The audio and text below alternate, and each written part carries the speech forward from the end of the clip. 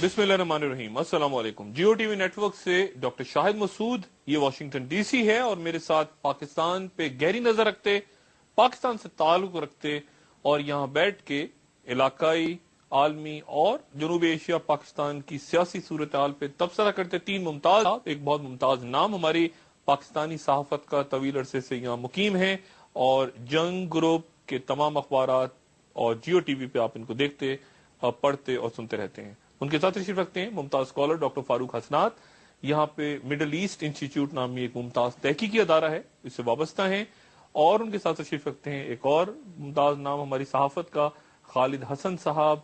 आप इनको पढ़ते हैं डेली टाइम्स में, फ्राइडे टाइम्स में और मुख्तलिफ टीवी चैनल्स पे सुनते भी रहते हैं। आप तीनों शख्सियात की तशरीफ आवरी का बहुत शुक्रिया। फारूक हसन साहब, अब 3-4 फॉर्मूले बन सकते हैं सामने। एक मुशर्रफ बेनजीर, मुशर्रफ शरीफ फैमिली, मुशर्रफ मौजूदा बोसीदा ढांचा, इसी तरह चले, या मुशर्रफ ये भी एक फॉर्मूला है, या ये कि इनमें से कोई भी नहीं, कोई और नई पिक्चर। आपको क्या लगता है? मुझे ये लगता है जी कि एक एलिमेंट है जिसको हम नजरअंदाज करते हैं, और वो है पाकिस्तान के अवाम, 160 मिलियन अवाम। और दुनिया की तारीख अगर हम देखें तो हाल ही में या पहले भी पाकिस्तान में भी और पाकिस्तान के बाद भी अवाम ने बहुत कुछ किया है, और उन्होंने बहुत कुछ रुख भी मोड़े हैं तारीख के। इसमें ये डिपेंड करता है कि अगर तो बेनजीर साहिबा का ग्राफ बहुत ऊंचा था कुछ पहले, और ये हमारे यहाँ कोई साइंटिफिक पोलिंग तो होती नहीं, लेकिन जो हिसाब लगाए जा रहे थे उसके मुताबिक वो विनर के तौर पे सामने आ रही थी। और विनर के तौर पे इसलिए सामने आ रही थी कि वो एक अलामत थी डिक्टेटरशिप के खिलाफ रेजिस्टेंस के लिए। और पाकिस्तान के अवाम और तो लोग और सिविल सोसाइटी इसको डेमोक्रेसी वर्सेस डिक्टेटरशिप की एक जंग देख रहे हैं। अपार्ट फ्रॉम वो सारी जो लीगल चीज है वो उसके अंदर आ जाती है। तो डील करके अगर वो डिक्टेटरशिप को किसी तरीके से भी, चाहे माइल्ड फॉर्म में भी, उसको आगे बढ़ाती हैं, चूंकि लोगों का ख्याल था कि वंस फॉर ऑल आर्मी का दखल अब खत्म हो जाएगा, वो बैरिक्स में चले जाएंगे, और वंस फॉर ऑल पाकिस्तान में जो पाकिस्तान के कायम होने की रूह थी, जो फाउंडिंग फादर्स ने दी थी कि डेमोक्रेसी होगी और फौज अपना काम करेगी सरहदों पे, तो वो अब होने को आ रहा है। लेकिन डील करके मेरा अपना ख्याल है कि इन्होंने जो बेसिक प्रेमिसेस था, और प्रेमिसेस यही था कि ये वोट लेकर प्राइम मिनिस्टर बनेगी और फिर मिस्टर मुशर्रफ के साथ ये दोनों मिलकर हुकूमत करेंगे।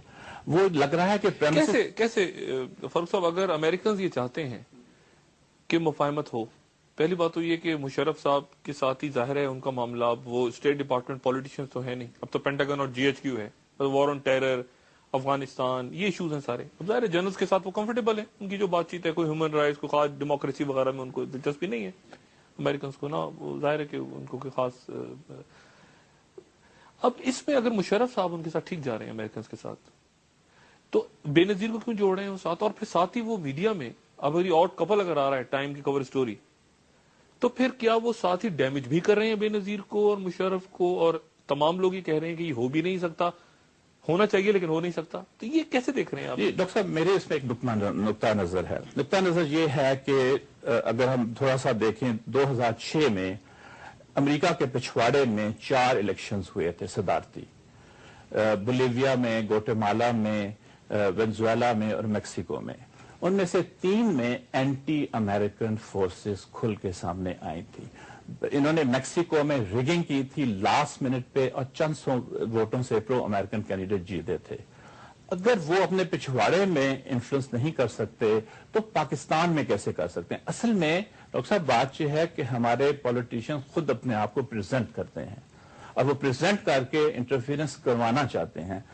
हैविंग सेड दैट, मैं ये कहूंगा कि अमेरिकन का वहां पे इन्फ्लुएंस अब नहीं है। अब डिसाइड होना है, लोगों ने करना है, और कुछ पॉलिटिकल फोर्सेस ने भी करना है। और अगर लोगों ने ये देखा कि डिक्टेटरशिप को सॉलिड किया जा रहा है या उसको आगे बढ़ाया जा रहा है, तो मेरा ख्याल है कि अवाम अपना रोल यकीनन अदा करेंगे, एक शक्ल में या दूसरी शक्ल में। नहीं साहब, अमेरिकन का रोल खत्म हो गया और उस हसना सब कहते हैं पाकिस्तान की सियासत में।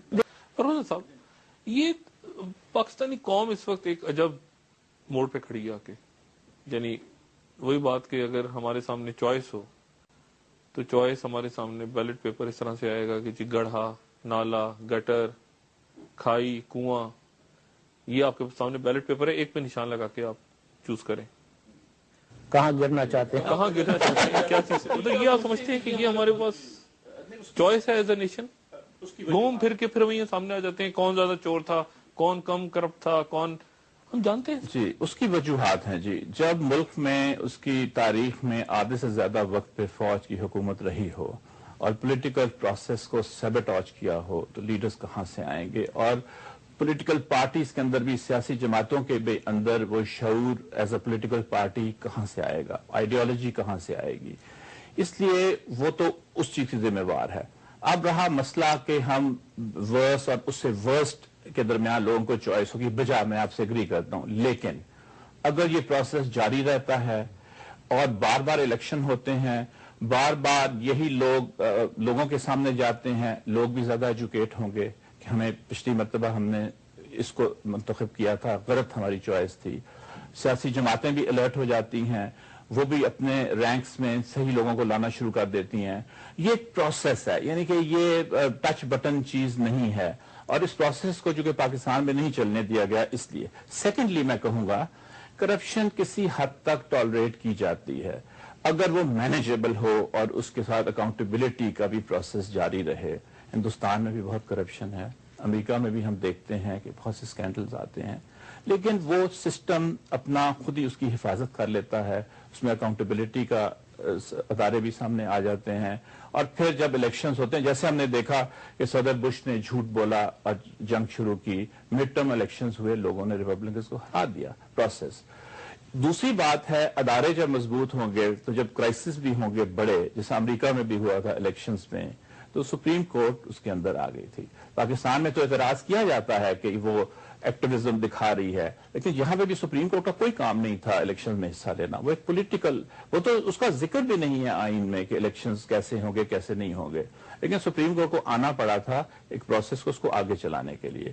اس لیے یہاں پہ عوام کی ضرورت ہے آنا، اور زیادہ سے زیادہ آنا اور سسٹم کو چلانا. شروع میں جھٹکے لگیں گے، شروع میں تکلیفیں بہت ہوں گی، شروع میں ہمیں ٹالریٹ کرنے پڑیں گے یہ لیڈر، لیکن اگر پھر سے ڈکٹیٹرشپ رہی یا پھر سے یہ ملا جلا رہا تو یہ انسٹیٹیوشنز کبھی بھی ڈیولپ نہیں کریں گے. اور ایک چھوٹی سی بات میں تھوڑا سا جاننا چاہوں گا کہ یہاں پر جو سوچ ہے، یعنی امریکہ کیا کس طرح دیکھ رہا ہے؟ کیا بے نظیر بھٹو اور مشرف کی ڈیل کروانا چاہتا ہے، اور وہ ڈیل تو پھر خراب ہو رہی ہے اس وقت، تو پھر امریکنز کو آپ دو حصوں میں ڈیوائڈ کر سکتے ہیں. ایک تو ہیں لوگ جو پروفیسرز ہیں، ریسرچرز ہیں، تھنک ٹینک کے لوگ ہیں جو پاکستان کے معاشرے کو سمجھتے ہیں، اس پہ تحقیق کرتے رہے ہیں کئی سالوں سے، اور پاکستان کی سیاست کو بھی سمجھتے ہیں.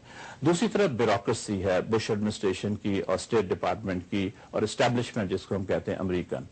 جو تو ریسرچرز ہیں سارے وہ اب سمجھ گئے ہیں کہ پاکستانی عوام کو ریزسٹ نہیں کیا جا سکتا.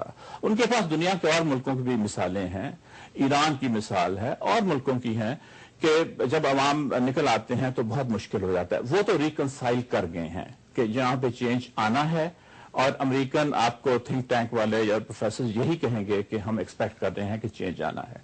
جو اسٹیبلشمنٹ ہے اس کا تو دل ہوگا کہ جتنی دیر تک مسٹر مشرف رہ سکتے ہیں اقتدار میں وہ رہیں، کیونکہ مسٹر مشرف نے جو کام کیا ہے امریکہ کا وہ اور کوئی شاید نہ کر سکے کبھی بھی، کیونکہ انہوں نے اپنا نیشنل انٹرسٹ کو سامنے نہیں رکھا، انہوں نے بلکہ امریکہ کا نیشنل انٹرسٹ کو آگے رکھا ہے. وہ تو ان کی چوائس ہوں گے. لیکن خالد صاحب کو میں سیکنڈ کروں گا، لیکن جب وہ دیکھیں گے کہ حالات اتنے خراب ہو گئے ہیں تو پھر وہ بھی ان کو ڈچ کریں گے، اور لیکن ڈچ کرنے کے بعد وہ چاہیں گے کہ اسموتھ ٹرانزیشن ہو، یعنی جھٹکے والی ٹرانزیشن نہ ہو. جھٹکے والی ٹرانزیشن سے کیا مراد ہے؟ خالد ویلکم بیک خواتین حضرات. نگیر زیدی صاحب، ڈاکٹر فاروق حسنات اور خالد حسن صاحب سے گفتگو جاری ہے پاکستان کی سیاست کے حوالے سے. جی ڈاکٹر صاحب، بہر سلسلے میں یہ کہوں گا کہ یہ جو پولیٹیکل ہمارا میس اپ ہوا سارا، اور کنفیوژن بھی ہے بہت سی، اس کو ہم ذرا ایک بیک گراؤنڈ میں ہمیں دیکھنا پڑے گا. اور بیک گراؤنڈ یہ ہے کہ اس وقت پاکستان کو بہت سے سلامتی کے مسئلے درکار ہیں.